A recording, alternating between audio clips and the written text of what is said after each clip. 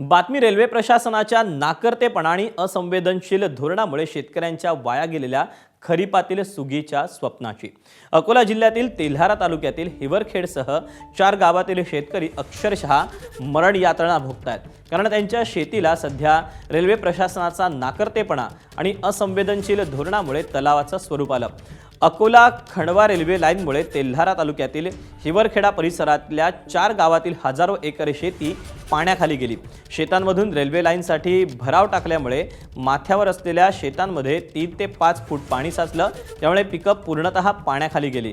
तर पाणी साचल्याने अनेक शेतांमध्ये पेरणीच झाली नाही। आधीच उशिरा आलेला मान्सून, बोगस सोयाबीन बियाणं आणि दुबार पेरणीच्या आसमानी संकटात सापडलेल्या या शेतकऱ्यांवर आता रेल्वेच्या बेजबाबदारपणाचं सुलतानी संकट कोसळलं।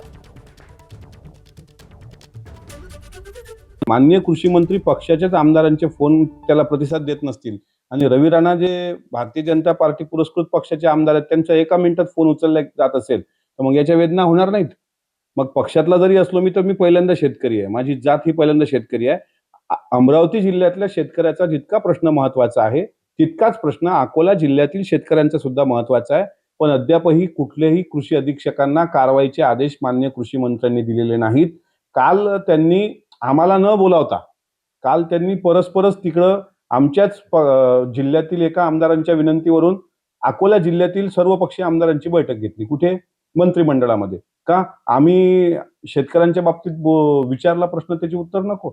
आदरणीय सुनेत्रा वहिनींना माहीत न होता ह्या दोन्ही भेटी वर्षा बंगल्यावर 2 नेत्यांच्या झाल्या, तर मला असं वाटते ही बाब पक्षाच्या दृष्टीने गंभीर आहे। कारण सुनेत्रा वहिनी ह्या राष्ट्रीय अध्यक्ष आहेत। मागील 2 दिवसात तुम्ही बघत असाल त्यांना नोटीस पाठवणे, त्यांच्या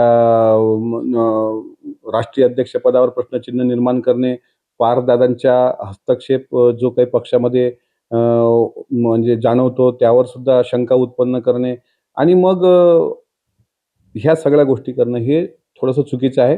सुनेत्रा वहिनी ह्या राष्ट्रीय अध्यक्ष आहेत, त्यांना विचारल्याशिवाय कुठलाही निर्णय कोणीही नेत्यांनी घेऊ नये।